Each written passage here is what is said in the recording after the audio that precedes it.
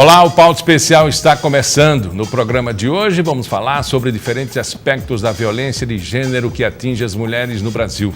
O país registrou 15 estupros a cada 11 minutos em 2015. Os dados são do Anuário Brasileiro de Segurança Pública.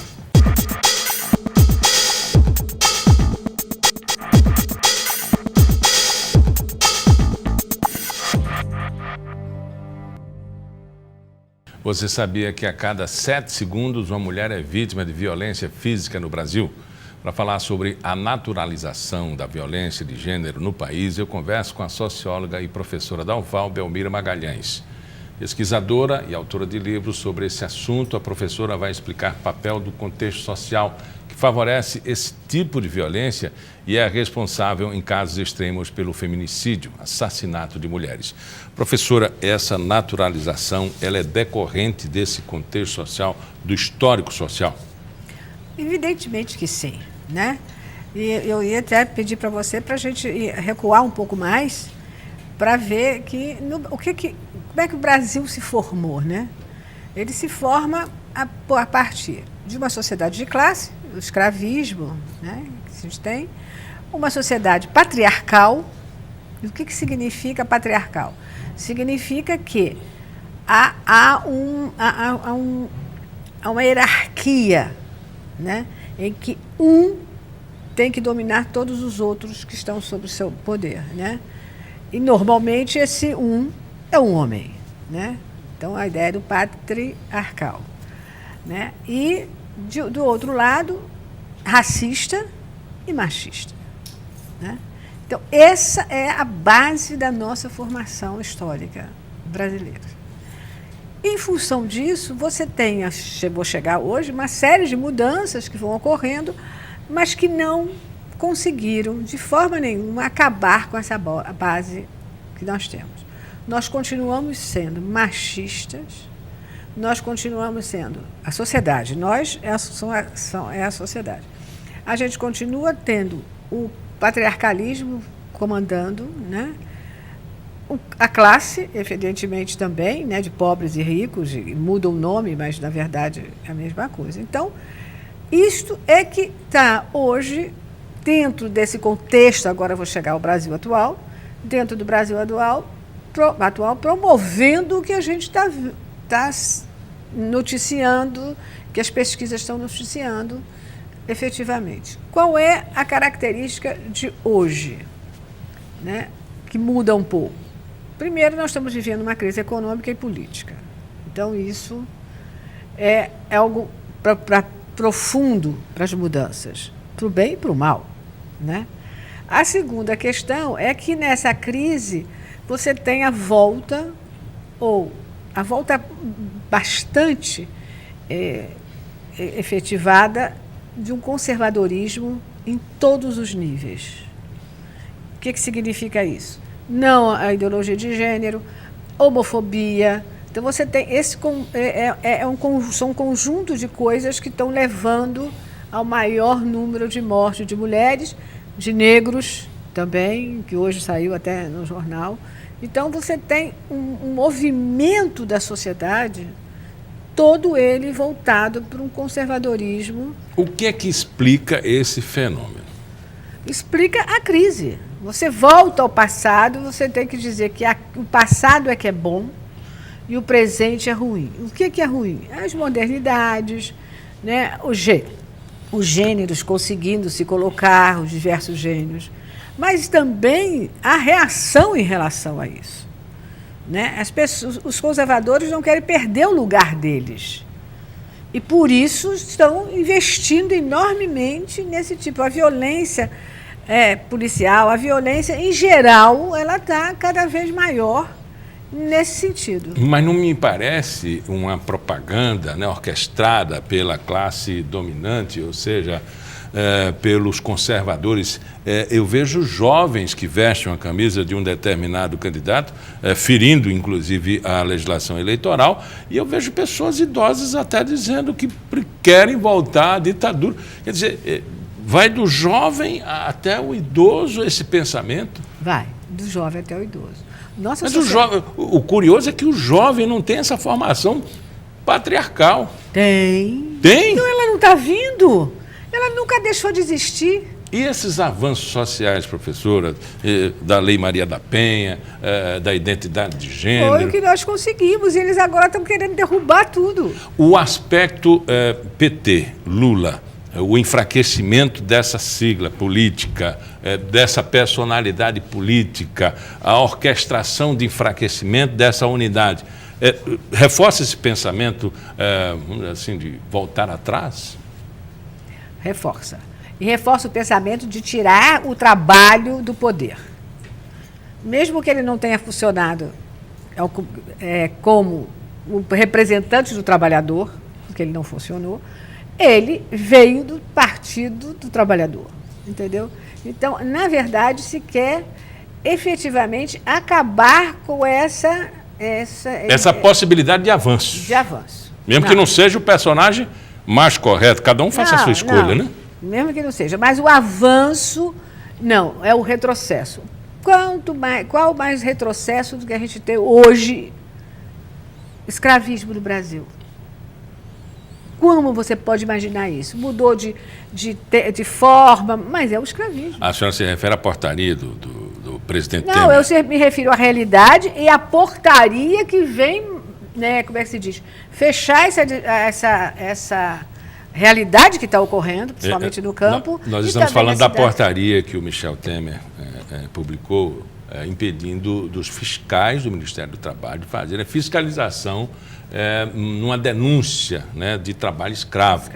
Além disso, essa portaria, essa fiscalização tem que passar pela Polícia Federal, com fotos, com filmagens, depoimentos, e só é aprovado como trabalho escravo se o ministro na mesa dele autorizar.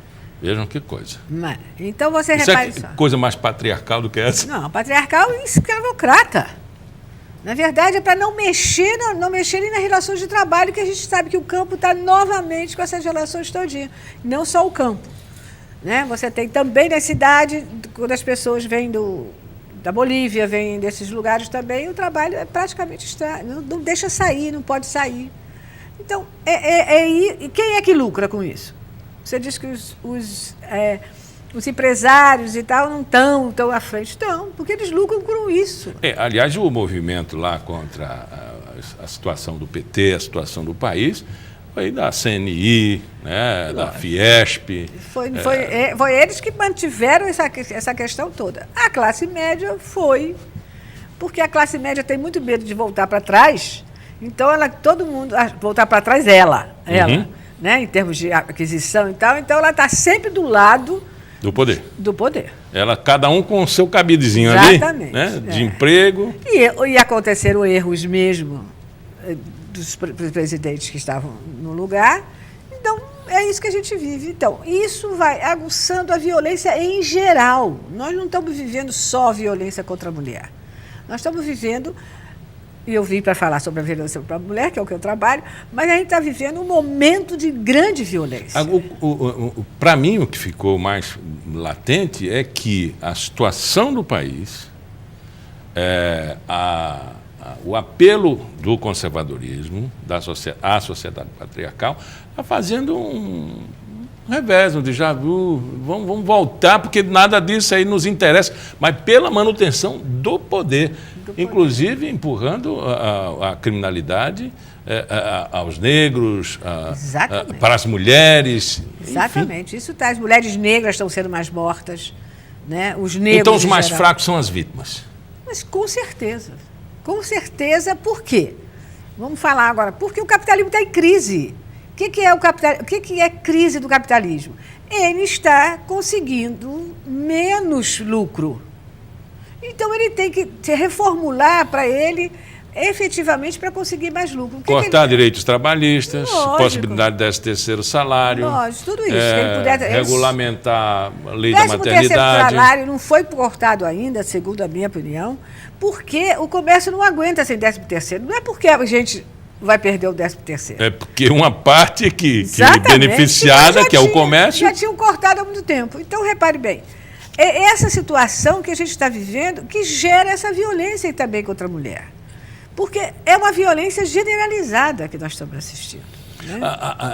Existe o pensamento de que o homem ele está numa situação crítica também, ao lado daquele desempregado, Lógico. Mal colocado socialmente, e aí ele se vinga na parte mais fraca? E a mulher está diante dele? Eu não acho que ele se vingue na parte mais fraca. Eu não gosto também de estar colocando a questão do feminicídio em cima do homem. Mas o que eu acho interessante é o seguinte: você não tem coragem de gritar com o seu colega de trabalho, que é um pouco mais forte, você não tem coragem de contestar a situação do país nas ruas, você não tem coragem de enfrentar a polícia, obviamente isso não se deve fazer, mas você tem coragem de gritar com sua mulher, com seu filho. Sim, é verdade. Mas também é a sociedade que diz a ele: e aí, você já está desempregado, você não é homem não, você não tem que fazer essas coisas? Entendeu o que eu quero dizer? Quer dizer, não é uma coisa individual. É lógico que tem as coisas, aberrações que a gente não está tratando. Estou tratando do geral. Quer dizer, a sociedade leva a isso. Porque diz assim: você já não trabalha. Como é que você vai ser o pai da família? Cadê o seu poder patriarcal? Aí o poder patriarcal vai para a violência. E quando ele consegue o trabalho, ele está estabilizado, ele se acha no direito de ter 1, 2, 3 famílias e se acha no direito de bater na mulher. Acha no direito de todas elas. Né? Vai ter 3 e vai bater em 3 se ele se achar no direito. Então, repare, é isso que a gente tem que mudar. Na verdade, Miguel, a gente tem que perceber, levar a perceber, a questão da humanidade. Nós somos humanos. Nós não somos preto, branco, amarelo, mulher, homem, não. Nós somos humanos. Enquanto isso, somos iguais. É essa humanidade que a gente tem que voltar a crescer. A humanidade iguais com todas as suas diferenças. Aceitar o outro como o diferente, como humano como eu. Professora, existe distinção de humano com mais informação, com oportunidades de entender a filosofia, de entender o próprio ser? Existe uma distinção do analfabeto, vamos trocar em miúdos, analfabeto e o formado? Não necessariamente. O analfabeto é mais ignorante, ele sem acesso, ele tende a ter, conceitos em sua cabeça diferentes daquela pessoa que aceita, por exemplo, a filosofia humanista. Tá, então repare bem. Não é lógico que ele tem menos saber, porque não permitiram a ele que tenha mais saber, né? Então ele está destituído de saber. Mas não é um saber que te dá isso. É dependendo do saber que você tem. Né? Não é por causa do saber, eu acho que não. Porque o que eu conheço de gente com muito saber, que é profundamente conservador, mostra que não é saber só. Não é a posição social, e sim o não. conceito filosófico que se aceita. Que é o que você aceita em termos de humanidade. Você achar que o outro é sempre diferente, pior do que você, como é que você vai julgá-lo como se fosse um igual? As pessoas têm medo da modernidade, do avanço social, porque se você aceita a identidade de gênero, você se assemelha a ele e você perde a masculinidade. Seria esse pensamento? Tem medo da mudança. Na verdade, a mudança é sempre temerosa, de uma maneira geral. Mas o que é mais importante de a gente ver é que as pessoas hoje não criticam, por exemplo, os homofóbicos. Criticam e matam. É como se quisesse eliminar por eliminar o outro. Eliminar a questão eliminando o outro. Da mesma coisa o feminicídio. Mas me parece uma tendência mundial, né? Nos Estados Unidos o Trump venceu. É uma tendência do capitalismo. Mas só que o que nós estamos fazendo com a gente? Nós vamos virar um país de terceiro mundo. Professora, a maioria dos votantes, a maioria dos votantes formada por mulheres, né? As mulheres precisam ter essa reação, precisa saber da sua força, né? Precisam muito, por isso que eu tenho dito que alguns programas na mídia, quer dizer, são fundamentais né? Porque a gente tem que levar isso, embora a gente saiba que alguns destroem tudo que a gente fala, não dizendo que está destruindo, né? Você vê as novelas, você vê uma série de coisas que vão mantendo essa questão. Levanta algumas bandeiras, mas não mantém.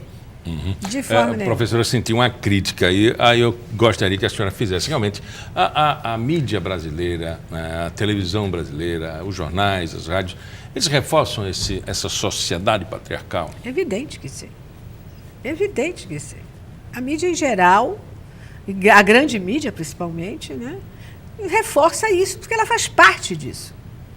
Ela faz parte desse sistema, né, e elas reforçam enormemente. E reforçam em programas diretos, mas em programas em que isso fica subliminar. Você nem percebe. Se você... A senhora citou a novela agora há pouco. A novela é uma delas. Você nem percebe. Às vezes é a heroína e a heroína... Gosta de apanhar? Não, gosta que mulher não gosta de apanhar. Mas ele pode colocar assim na novela? Não gosta de apanhar. Meu livro é esse. Né? Não gosta de apanhar. Ele se envolve com o bandido? Se envolve, ela acha que ele vai vai melhorar, que ela o ama. Perdoa fácil? Vai perdoando aqui, tem os filhos, mas gostar não gosta não. Todos que responderam disseram que não. Todas as mulheres que responderam... Existe pesquisa mesmo? Tem. Meu livro lá, tá? Ah, professor, desculpe. Desculpa a ignorância. Não, e em Alagoas, né? Elas não gostam de apanhar de jeito nenhum, mas ficam com eles porque não tem visão. Vão para onde? A mãe diz assim, para cá não vem com essas crianças que eu não posso sustentar. Dependência econômica. Também. Emocional? Não. Financeira. Emocional também, porque eu gosto, é o pai dos meus filhos, como é que eu vou denunciar? Mas ele vai melhorar, porque bebeu. Eu vou destruir o meu lar, o que é que eu vou dizer às minhas amigas? E o que é uma mulher separada? Ninguém gosta, as mulheres não gostam porque acham que ela vai querer roubar o marido.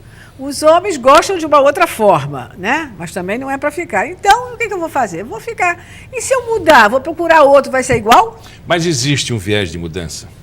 Existe. E é isso que a gente está sentindo.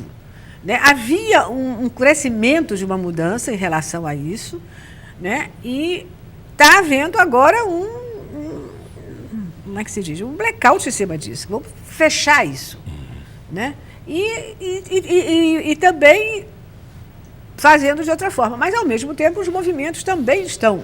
Professora, nosso tempo está esgotado, eu vou pedir à senhora uma receita. Como é que a mulher se emancipa? Como é que ela diz para o outro, eu te amo e não depende dele? Primeira coisa que ela tem que ter é um trabalho, porque não pode depender. Né? Ela tem que ter a clareza de que precisa se sustentar e a seus filhos de alguma forma. Esse negócio de ficar em casa, que dona de casa é bonito, não tem como, você fica dependente. Né? Essa é a primeira receita. A segunda é lutar, participar das lutas e conhecer a realidade realmente como ela é. Bom, eu sou casado e participo muito da minha casa. Então o homem pode colaborar, né? Pode. Porque a mulher, a tarefa dela diária é cuidar de filho, cuidar de comida, cuidar da roupa, forrar a cama, lavar os pratos e ainda sair para trabalhar, ainda ter tempo para se formar. Politicamente. Por isso que não dá tempo, porque os homens não têm que ajudar, não têm que fazer nada, têm que dividir tarefas. As mulheres deveriam se juntar mais. Mas a ideologia diz que uma é a inimiga da outra. A ideologia diz isso. Passa isso para as mulheres. Não confie nas amigas, cuidado com as amigas. E a música, professora? Que diz isso também, todo dia. As músicas também. É um movimento que veio e está aí. A senhora já teve a fazer uma análise das músicas de forró estilizada? Mas algumas alunas sim. Algumas alunas sim. E do passado e de hoje também. Agora, a mulher se juntando é perigoso para o sistema? Qualquer pessoa que se junta é perigoso para o sistema. Quando se junta para criticar o sistema. É muito perigoso. O sistema não quer abrir mão de nada. Mas a gente tem que fazer. Olha, conversamos com a professora Belmira Magalhães, ela é socióloga. Muito obrigado pela entrevista. Eu que agradeço. No próximo bloco, a gente retoma a questão da violência contra a mulher. O foco é o atendimento às vítimas que chegam aos hospitais.